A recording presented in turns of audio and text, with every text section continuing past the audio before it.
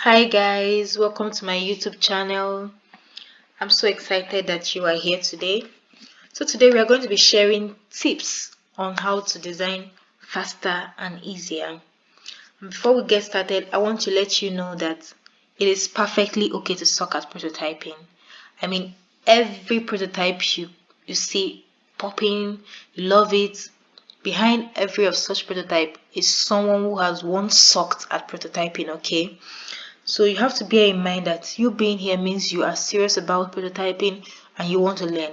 And believe me, stick around and you're going to learn how to prototype easier. So first of all, I want us to understand that every flow you see in a prototype is a motion from one point to the other. I want you to see it as this. For instance, you're in a sitting room, you're watching a movie, and then all of a sudden you get thirsty. But now you want to drink water. How do you achieve that? You have to first of all go to the kitchen and get that water. The point is this. I want to drink water. For that to happen, there must be a motion. I must move from that parlor to the kitchen. So that is how how you achieve a flow in a prototype is by moving from one screen to the other. And the screen you are moving from is your point A. It is your initial state.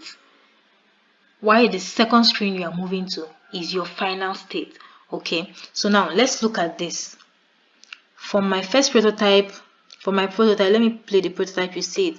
What happens here is that this orange frame, initially it moves from down to up. Okay, you see the motion from down to up, then it shifts to the side.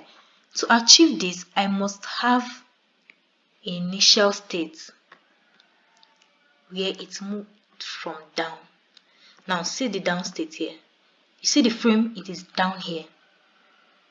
It is down here. I unclipped it so you can see that this frame which I want to move to this point is already down. So there must be a state where it is down in a screen so that it can move from that point down there to the next screen which is up at the middle here. So that is motion. That is the first flow. There is a motion from down here where this frame is to the center, which is the state I want it to be for this first flow. So my point A is screen 1 where the frame is down here, while my point B is screen 2 where it is at the center. So these two states must exist for the first flow to occur. Let me clip the content. You can't say it, but like if you want to say it, you must make sure there is a state, an initial state, and then there is a second state. Okay, now I'm going to prototype these two screens to achieve the first flow. Okay, prototype it, moving from this to this. Okay, after delay, it happened quite not too fast, 50 millisecond. I'm going to maintain this at 40. It has to be smart animate. Okay, you have to smart animate so that you get that flow. So I'm going to give it 450 so that it's going to move not too fast, not too slow. Okay, now I'm going to let me play this first flow so that you see it.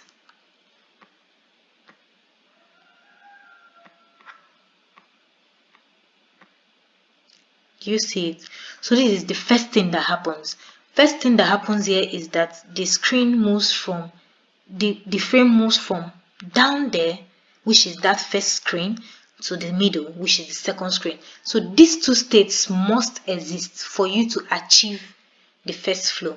Okay, now to the next flow. Let's see the next flow. The next flow, though you don't see it, is that it moves to the side. Okay, it shrinks. That is why I like I said initially, some of this flow you might not see it clearing, but it shrinks, then it moves to the side. Replay it continuously until you get what I'm talking about. So now onto the next flow, which is moving this particular screen from being big to becoming small. you notice that screen 2 is my point B for the previous flow, but this time around it is going to be my point A. So that is what you have to also bear in mind, that these flows, they sometimes they have to overlap. Most times, in fact, they overlap. My point A for the previous flow, my point B for the previous flow could be my point A for the next flow. So for instance, in my first flow where I moved from down, which is screen 1, and I moved to the center, which is screen 2. But in this next flow, I want to move from being big to becoming small. So now screen 2, which was initially point B, is now my point A for this next flow, because it is the one which bears the big image or frame. And while point B in this second flow is this screen 3. So I'm going to move from being big, which is screen 3. I'm going to move from it in my prototype. I'm going to move from this to this size. I will have to resize it. When you are starting, just resize it. Change out. Do I resize? Let me give you an example of how I resized it. Just hit K here where there is 1x. I'm going to just make it half of the size, 0.5. okay, you see, this is how I made it smaller. So I'm going to Ctrl Z and continue with my first point, which is point A, screen 2. I'm going to prototype them. So this is my second flow. In my second flow, there is a motion from being big to becoming small. After delay, give it 1 millisecond because I told you it happened so fast. We nearly didn't see it. I know most of us missed it, but this is what happens here. Okay. Now on to let's play it so that you can see. Now you see that it moves in, gets small, it moves in, and then it shrinks. Again, moves in, it shrinks. That is the first. So I've achieved 2 flows now, the first and the second flow. Now on to the third flow. See what happens in the third flow. In the third flow, this screen, this little frame at the middle, moves to the side. Okay, so my initial state is the shrink state at the center, that is my point A, while my point B is the shrink state at the side. So you see that most times, like I said previously, most times your point A for the new flow is usually your point B for the previous flow. So there is usually an overlap, and you have to put that in mind so that you know that sometimes we are coming to that, and I'm going to explain the reason why I want you to take note of this. Okay, so but for now we are moving to this onto the next flow, which is moving this shrink state to the side. Give it an after delay still. After delay, okay, just make it like 50.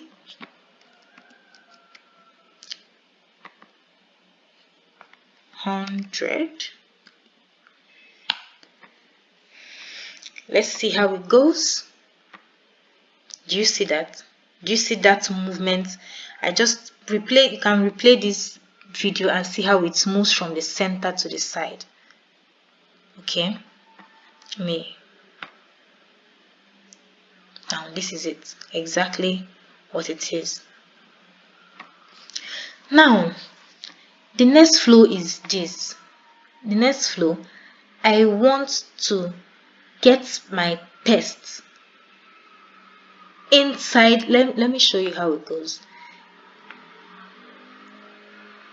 You see that this stir up test, you see that the stir up test moves inside, okay, from a particular position. This time around it didn't move from down like the first screen. It didn't move all the way from down to up. It actually moved from this point. Okay, now here is the thing. if you notice, you can't see this text, but I want it to actually move from this position where it is to this particular position. Now, why are you not seeing the text? The reason we are not seeing the text is because this screen was part of the previous flow. So if I make this text obvious, I am going to be seeing it in the previous flow, and I don't want to see it at that point. Do you get? So that is why I want you to bear in mind that a particular screen could be in your previous flow and still in a new flow. You can use that particular screen in 2 flows. So with that in mind, you make sure that things that needs to be hidden should be hidden. So now I'm going to show you how I made this test. So you can see the test now, right? You can see it. I have removed the opacity. I fixed it in an opacity. Remember, the reason why I made it have that opacity is because it's this particular screen, the entire screen, was part of my previous section, part of my previous flow, and I didn't want to be seeing it's not going to make sense that I'm seeing this text in this position in the previous flow, and that is why I gave it an opacity. Just double click on the number O in your keyboard and you get it to be opaque. So now I'm moving from that state, this particular position, okay, and I'm moving to this state where the text comes to the center, and I'm going to achieve that by prototyping the 2 screens. Okay, prototype, going to move this particular screen where I have this my state, and I'm going to prototype it to this. Give it an after delay of 1 millisecond.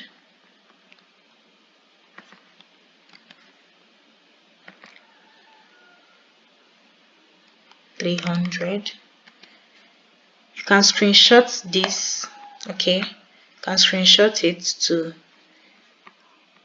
get my settings, but again, you can just feel free to express yourself in any way you want by using any number you want. Okay, so now let me show you. You see the text move. If you could notice how it moved in, right? Let me play it so that you see how far we've gotten in our flows. It moves in and the text comes in. So you see that most of these things happen so quick that we do not notice the flow, but it actually happens. So now on to the next. We are going to be moving from this state to this state. Now this is where the thing is. I know so many people will be confused at this point, but now let me tell you what happens here. You just have to be quick in reasoning out like how these flows happen. Okay, so now this design, it's simply this background, this orange background.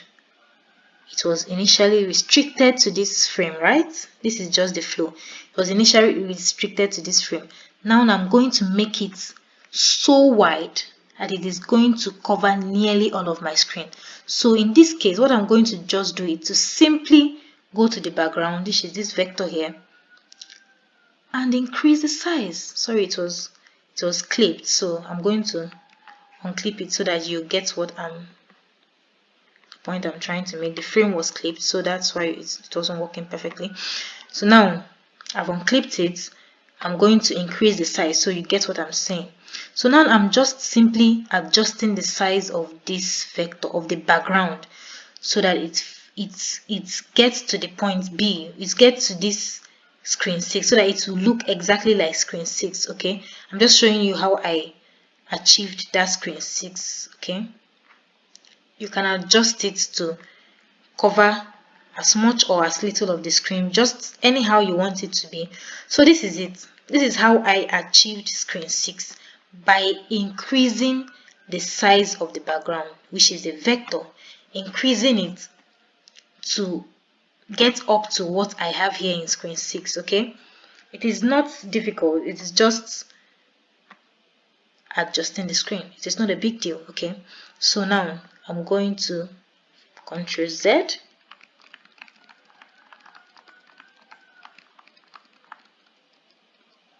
and get now I'm in my actual state.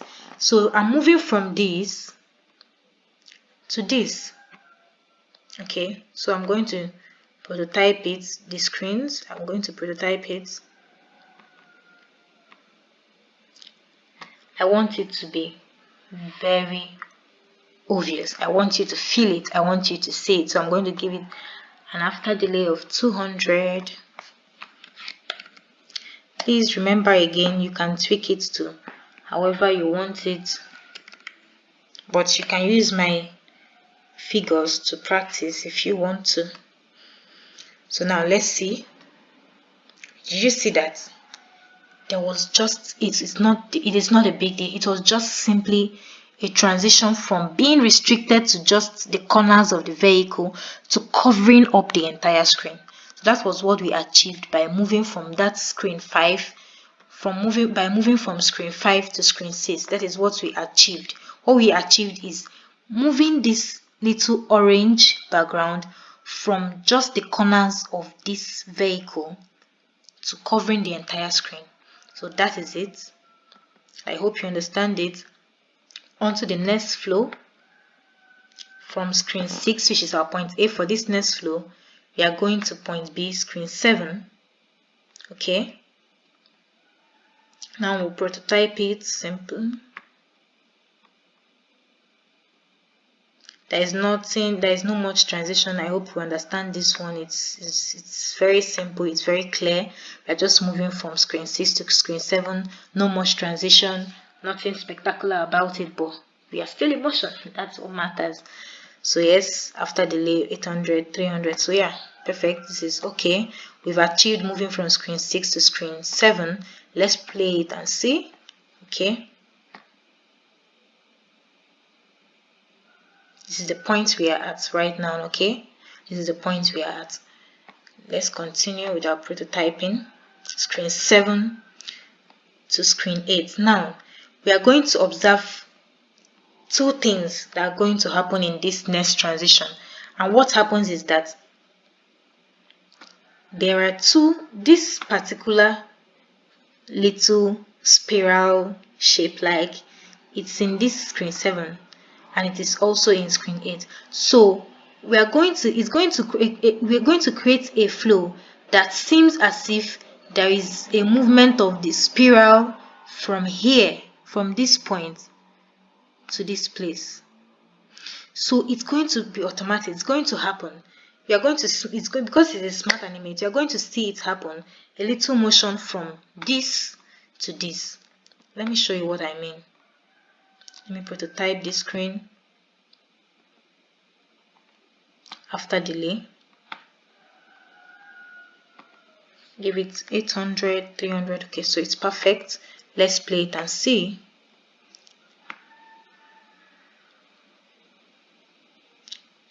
You see that motion? It is because point A has it and point B has it. Point A has this spiral, point B has this spiral, and they are moving in opposite direction, and they are in opposite direction. That is the reason why it seemed as if it moved from down and it got up here. Okay, this is just the simple logic of prototyping. It is not any magic. It is just you moving from one screen, one original state, to the next. So on to the next. There's nothing much about this one. It's just prototyping it from here, from this particular screen to this. After delay 800 and 300. Smart animate. Do not forget your smart animate. So if there another thing you will notice is in all this, that this box here, the dots, they also move because point A, each of these screens has this frame, so there must be a motion of it. So that is it. This is it for this prototype. And I hope you get what I mean when I say that prototyping is not difficult. It is just moving from one screen to the other. Let's view our final prototype and how it looks like. Okay, so that is it. Thank you for watching this video. I hope that at the end of this video you've understood that prototyping is simply moving from one point to the other, from one initial state to another state. And you achieve that by moving your screen, by connecting your screens. Two screens must exist for you to create a prototype. You must have an initial state and the new state. Okay, so have that in mind, tweak that, and also bear in mind that you have that your point B for the previous flow could be your point A for the new flow. So with that in mind, know what to hide. Okay, you don't want to see it in the previous flow, do not, but you want to see it in the second flow. It's very simple. Just give it an opacity by double clicking your letter, sorry, not O, number 0, and you have your prototype ready. Thank you for watching. If you got something for this video, please let me know in the comment section. I'll be so glad to hear your view about this prototype, and if there is something you don't understand, please let me know in the comment section, and I'm very much here to explain to you. Please like, subscribe, comment, and invite your friends that are finding it difficult to understand how to prototype. God bless you. Till next time, remain blessed.